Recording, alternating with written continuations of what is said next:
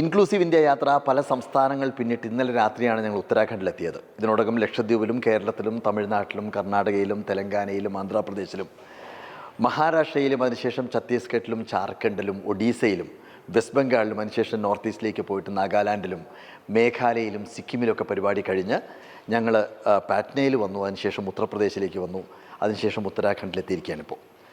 പക്ഷേ അനുഭവം കൊണ്ട് പറയുകയാണ്, ഇത്രമാത്രം ഇന്ന് നടത്തിയ ഈ പരിപാടിയോളം സഫലത, സാറ്റിസ്ഫാക്ഷൻ തന്ന ഒരു നിമിഷം ഉണ്ടായിട്ടില്ല. കാരണം ഇപ്പോൾ ഞാൻ നിൽക്കുന്നത് നാഷണൽ ഇൻസ്റ്റിറ്റ്യൂട്ടിലാണ്. National institute for the empowerment of persons with visual disabilities, ആ ഒരു സ്ഥാപനത്തിലാണ് നിൽക്കുന്നത്. ഇത് സോഷ്യൽ ജസ്റ്റിസ് ഡിപ്പാർട്ട്മെൻറ്റിൻ്റെ കീഴിലുള്ള department of empowerment of persons with ഡിസബിലിറ്റീസിന് കീഴിലുള്ള ഒരു നാഷണൽ ഇൻസ്റ്റിറ്റ്യൂട്ടാണ്. മനസ്സിലാക്കേണ്ടത്, വിഷ്വൽ ഡിസബിലിറ്റീസ് ഉള്ള ആളുകൾക്ക് വേണ്ടിയിട്ട് മാത്രം പ്രവർത്തിക്കുന്ന ഒരു നാഷണൽ ഇൻസ്റ്റിറ്റ്യൂട്ടാണ്. ഈ നാഷണൽ ഇൻസ്റ്റിറ്റ്യൂട്ട് തുടങ്ങുന്നത്, ഇവിടെ ചിത്രം വരച്ചു വെച്ചിട്ടുണ്ട്, ഈ നാഷണൽ ഇൻസ്റ്റിറ്റ്യൂട്ട് തുടങ്ങുന്നത് 1943-ലാണ്. 1943 രണ്ടാം ലോക മഹായുദ്ധം നടക്കുന്ന സമയത്ത് കാഴ്ച നഷ്ടപ്പെട്ട ആളുകൾക്ക് വേണ്ടിയിട്ട് അന്ന് ബ്രിട്ടീഷ് ഗവൺമെൻറ് തുടങ്ങി വെച്ച ഒരു സ്ഥാപനമാണിത്. അതിനുശേഷം 1947 സ്വാതന്ത്ര്യം കിട്ടി. 1950 കൂടിയിട്ട് ഗവൺമെൻറ് ഓഫ് ഇന്ത്യ ഏറ്റെടുത്തു. അതിനുശേഷം പിന്നീട് ഇതിൻ്റെ വളർച്ചയുടെ ഭാഗമായിട്ടാണ് ഇതെല്ലാം കാണുന്നത്. അത്ഭുതപ്പെടുത്തിയ കാര്യം, ഇന്ന് പ്രോഗ്രാം നടത്തുന്ന സമയത്ത് മുമ്പിലിരിക്കുന്ന ഓഡിയൻസ് മുഴുവൻ കാഴ്ച പരിമിതിയുള്ളവരായിരുന്നു, അല്ലാത്തവരുണ്ടായിരുന്നു. പക്ഷേ അവിടെ ആ പരിപാടി നടത്തുന്ന സമയത്ത് ഞങ്ങൾ ആലോചിച്ചത്, എങ്ങനെ ഇവർക്ക് ഇമ്പ്രസ് ചെയ്യുന്ന രീതിയിലേക്ക്, ഇവർക്ക് മനസ്സിലാവുന്ന രീതിയിലേക്ക് എങ്ങനെ മാജിക് ഷോ രൂപപ്പെടുത്താമെന്നുള്ളത്. ആദ്യമായിട്ടാണ് അങ്ങനെ ഒരു തോട്ട് ഉണ്ടാവുന്നത്. പക്ഷേ ഞങ്ങൾ പെട്ടെന്ന് ആലോചിച്ചു, അതിൻ്റെ ഭാഗമായിട്ടൊരു 3-4 ഐറ്റംസ് അതിനു വേണ്ടി പെർഫോം ചെയ്യാൻ സാധിച്ചു എന്നുള്ളതാണ്. ഇന്ന് ഞങ്ങളുടെ മനസ്സിൽ തോന്നുന്ന ഒരു കാര്യം, വിഷ്വൽ ഡിസബിലിറ്റീസ് ഉള്ള ആളുകൾക്ക് വേണ്ടിയിട്ട് മാത്രം ഒരു ഷോയെ പരിപാടിപ്പെടുത്തുന്നതിനെ കുറിച്ചാണ് ആലോചിക്കുന്നത്. കാരണം ആ പരിപാടി കഴിഞ്ഞതിന് ശേഷം അവരോട് ഞങ്ങൾ ചോദിച്ചു എങ്ങനെ ഫീൽ ചെയ്തു എന്ന് ചോദിച്ചപ്പോൾ അവർക്കതിൻ്റെ മാജിക്ക് മനസ്സിലായി, മാജിക്ക് ഫീൽ ചെയ്തു എന്നുണ്ടെങ്കിൽ എന്തുകൊണ്ട് അവർക്ക് വേണ്ടിയിട്ട് മാത്രമായിട്ടൊരു മാജിക് ഷോ രൂപപ്പെടുത്തിക്കൂടാ എന്നുള്ളതാണ് ചോദിക്കുന്നത്. കാരണം നമ്മൾ ഒന്നും നടക്കില്ല എന്ന് ചിന്തിക്കുന്നതല്ല കാര്യം. നമ്മൾ പുതുതായിട്ട് എന്തെങ്കിലും ക്രിയേറ്റ് ചെയ്യാൻ വേണ്ടിയിട്ട് ശ്രമിക്കുമ്പോഴാണ് പുതിയ പുതിയ ആശയങ്ങളുണ്ടാവും. ഞാനിപ്പോൾ സംസാരിക്കുന്നത് ഹെലൻ കെല്ലറിൻ്റെ സ്റ്റാച്യുവിൻ്റെ മുമ്പിൽ വെച്ചിട്ടാണ്. ഹെലൻ കെല്ലർ കാഴ്ചയുണ്ടായിരുന്നില്ല, സംസാരിക്കാൻ സാധിക്കുമായിരുന്നില്ല, കേൾക്കാൻ സാധിക്കുമായിരുന്നില്ല.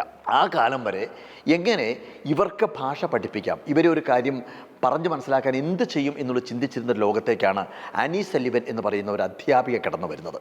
ആലോചിക്കണം, കേൾക്കില്ല, കാണില്ല, സംസാരിക്കാൻ സാധിക്കില്ല, എങ്ങനെ അവരെ പഠിപ്പിക്കാൻ സാധിക്കും? ആ ആനി സല്ലിവൻ എന്ന് പറയുന്ന അധ്യാപിക വാർത്തെടുത്ത, പല സമയങ്ങളിലും തട്ടിമാറ്റുകയും തള്ളിമാറ്റുകയും കടിക്കുകയും ഇടിക്കുകയും ചെയ്തിരുന്ന ഒരു സ്റ്റുഡൻറ്റിനെ പഠിപ്പിക്കാൻ വേണ്ടി ആനി സല്ലിവൻ ക്ഷമയോടുകൂടി കാത്തിരുന്നു എന്നുള്ളതാണ്. ആ ക്ഷമയോടുകൂടി കാത്തിരുന്നതിൻ്റെ അടിസ്ഥാനത്തിൽ ആദ്യമായിട്ട് ആനി സല്ലിവൻ തന്നെ പറയുന്നുണ്ട്, എൻ്റെ ജീവിതത്തിൽ ഞാൻ ഏറ്റവും കൂടുതൽ സന്തോഷിച്ച ദിവസം ഏതായിരുന്നു എന്ന് ചോദിച്ചു കഴിഞ്ഞാൽ തൻ്റെ സ്റ്റുഡൻറ്റ് ഹെലൻ കെല്ലർ ആദ്യമായിട്ട് വാട്ടർ എന്ന് സംസാരിച്ച ദിവസമാണ്.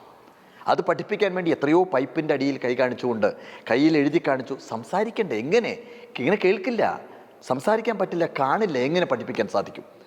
ആനി സല്ലിവൻ പഠിപ്പിക്കാൻ വേണ്ടി ശ്രമിക്കുന്ന സമയത്ത് ആ വെള്ളം കൈകൊണ്ട് തട്ടിയെറിഞ്ഞപ്പോൾ ആ വെള്ളം തൻ്റെ ഡ്രസ്സിലേക്ക് വീണ സമയത്ത്, ആ വെള്ളം അനുഭവിച്ച സമയത്ത് ആദ്യമായിട്ട് ഹെലൻ കെല്ലർ വാട്ടർ എന്ന് പറഞ്ഞ നിമിഷമാണ് തൻ്റെ ജീവിതത്തിൽ ഏറ്റവും കൂടുതൽ അനുഭൂതിയുണ്ടായ, സന്തോഷമുണ്ടായ നിമിഷം എന്ന് ആനി സല്ലിവൻ തന്നെ എഴുതി വച്ചിട്ടുണ്ട്. അപ്പോൾ നമുക്ക് അസാധ്യം എന്ന് തോന്നുന്ന, ഇംപോസിബിൾ എന്ന് തോന്നുന്ന കാര്യങ്ങളെ ഐ ആം പോസിബിൾ ആക്കണം എന്ന് ഉണ്ടെങ്കിൽ പുതിയ പുതിയ മാർഗങ്ങൾ കണ്ടെത്തണം. ഇന്നത്തെ ഈ പരിപാടിയിൽ തീർച്ചയായിട്ടും ഞങ്ങൾക്ക് തോന്നിയത്, ഇവർക്ക് വേണ്ടിയിട്ട്, വിഷ്വൽ ഡിസബിലിറ്റീസ് ഉള്ള ആളുകൾക്ക് വേണ്ടിയിട്ട് മാത്രമായിട്ട് ഒരു ഷോ നമുക്ക് പരിവപ്പെടുത്താൻ സാധിക്കും. ഇതൊരു വിഷ്വൽ ആർട്ടാണ് എങ്കിൽ പോലും അവർക്ക് ഫീൽ ചെയ്യുന്ന രീതിയിലേക്ക് മാജിക്കിനെ എങ്ങനെ പരിവപ്പെടുത്താം എന്നുള്ളതാണ് ഞങ്ങൾ ഇന്ന് ചിന്തിച്ചുകൊണ്ടിരിക്കുന്നത്. ഇവിടെ ഈ നാഷണൽ ഇൻസ്റ്റിറ്റ്യൂട്ടിലുള്ള അനുഭവം എന്ന് പറയുന്നത് ജീവിതത്തിൽ ഒരിക്കലും മറക്കാൻ സാധിക്കാത്തൊരു കാര്യമാണ്. ഒരു കാര്യം കൂടി പറഞ്ഞു വയ്ക്കുക, ഇവിടെ ഒരു റേഡിയോ സ്റ്റേഷനുണ്ട്, ഒരു റേഡിയോ റെക്കോർഡിംഗ് സ്റ്റുഡിയോ ഉണ്ട്. ഇത്തരം ആളുകൾക്ക് കേൾക്കാൻ വേണ്ടിയിട്ടുള്ള റേഡിയോ സംവിധാനമുണ്ട്. എത്രയോ പുസ്തകങ്ങളെ വായനയിലൂടെ അവർ റേഡിയോയിലൂടെ സംവദിപ്പിച്ചു കൊണ്ടിരിക്കുന്നുണ്ട്.